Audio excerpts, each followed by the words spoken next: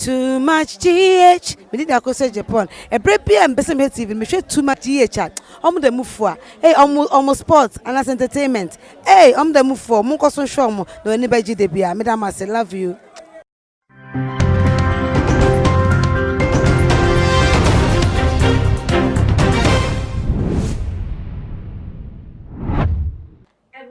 For any adofono mema obibia akwaba sonko ede eba 2 months age so gano wahala jumedi ena ebre asosamo sonfo mani aba ekwesi kapa enen so mede ebebe so much for any etifo na yesha asofo dodo na ene de nkomhye bebre ebae na so obi eni won na oba bonten beka asem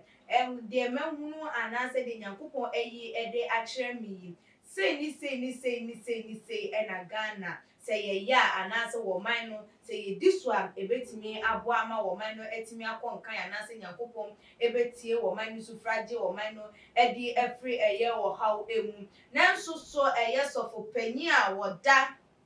yeah, New Jerusalem Chapel ano yem Papa Bishop J.Y. Edu ene de wababonten de ensembi ababetu edwa wo hune say ye mampanyi ebehwe na we declare fasting prayers and fasting de ama wo man Ghana dia wo man yi ebetimi afa ne ntoma pa de efram na modahwe guo na enyoma nkwanhia na enyoma ekokoso wo man no emu no ana say de aweti yen ewo yenim 2021 ni nyina eto etimi ayeden etwa na ebiem nsuso no na enyoma ebesori kudita na de keka eho no nyina nsuso no enyoma etimi abre ase na ye papa de nsem no etu edwane busuafo say na wokan no so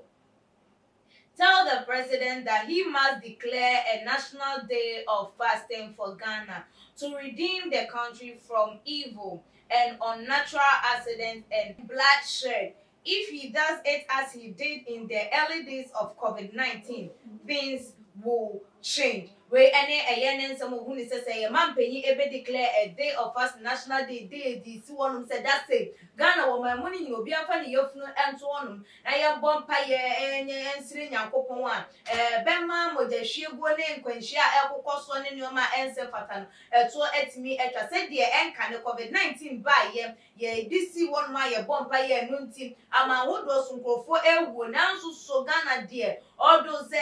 ye ade ne etimi ye odo se enya cases bebre nkofo ewu efu neso enkonko ye se de ye ama wodo so omo ekonom enti se mampanyi betie no na waya ebebwa na ebusianfo ansa anso wa wasade nsani bi ekan wo say when the president announces it and Ghanaians go by it and fast we shall be free. The devil is planning to strike in some countries of West Africa. No any there was so de eka ehona eno so ansa ensi wa say I can see 2 successive coup d'etat in some countries in West Africa. I have said that in this country terrorists shall continue to operate, but anyone who makes an attempt will be arrested. People shall be imprisoned for orchestrating so many demonstration terrorism in the country. We any de wodi etwa eto de eka wo wo ne sem nkrofo bi be o madwen sem wo mo be plan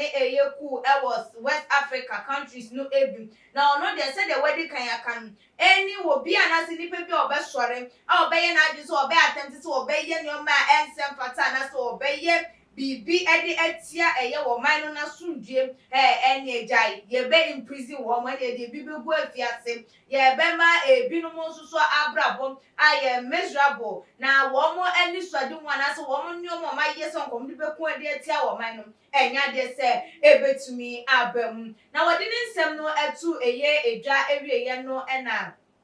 Ghana for so they say they wunim no wo bia ba wo mo so wo adwenkyira wo mo ede eba efa ohuntie papa J.Y. Edu di nsem no tu dwan ena Ghana for do na ka say papa nya mention no pa because I saw for about 31st night ebe hihye nkom ena we bewu say besi modahwego kidnappings terrorists earthquakes ni ebiem esume drama wo do na chese enyoma wo mo poposu obi ni wo ka sese mampanyi ebetimi ede esi wonum se wo mamu no yemmɔ mpaye edia na se wono watimi ababonten abie na no akasa ensewe ya eno kire se wo ye nyame nipa nyame ayeden edro no nyame ka na adwene ne tirimupo ede eche no because nyankopɔ de wo ka ensem na wonima no enso ano ohu ne se ne ma no eya ebeboa eno ena ye papa ye JY edu ede abatu eye edwanum enti dodo na ekasa papa de nyame enhira no pan ewo ni nyuma pa woye na wonkosua enye de ensu nyame ewo honhom ne nokware mu na wonanti nyame anim na wone nyame enye pe na se de be ya wo mayi ebetimi afa ne tuma pe fa ne nya ne seso be mienu miensam ewo man mu se adifo anase asofo am wo mayi de ebetimi atumpon ebetimi afa ye tuma pa e de fenti se ya no mu a wo mo dia ene se wo mo be baba be hyenkom e de ato eye wono mo sa na eno anu no wo meja ne watera se ensi na wo mo nkonkofa eye wo mo tepa wo mabo anase wo mo bra wo mo professor ye no o mekwakofa old record ne dia babeto ne akase wo kan ye e na ebam na no na ebinu mo nso ekase esno bia asofo adwumedi no sno bia ne ye bia ya nyankopon di no asie obi wo ho no obeka kire no woni won so ano ne dia ne se waka kire no no susu be baba beka ene obi susu de ne se wono susu de won hunu enso obenya ye problem ni solution e de aba obi susu be hunu enya solution no enso e de account obi an ne dwumadi a nyame e de ehye ne nsase wonye de wondi enti blame obi se wo be kan ya wenya solution amfa anka ho a enti no na eno anu no wo free nyame anase ni kwa se anase ye beka se ne nkomhye no enya nkomhye pa na ni kwa se etie no obi an na adoma che de obi an ne dwumadi a wodie enti yemfa sa ni die no emfa emma eye asofo no na de ye papa jewa edu eka no susu no yentie emfa ewo asopamu a enu nti wode ne nsem etu eye edase ye de mampanyi endru na so ye eso na ne obi declare edim se Ghana o memu ni nyina no yemfa entu wono ne yemfa ye yefunu yenche ye yonkom edia bema how anase modehwego accident a ekoso no ni nyina eto etimi ayeden etwa na ebusuafo ye di ese no subscribe to your channel no sa wonye ya like your videos na share all the social media platform so follow your IG page Twitter page @tumagh_, Facebook @tumagh, Ekwes kapa enmidi dasone ye basane shio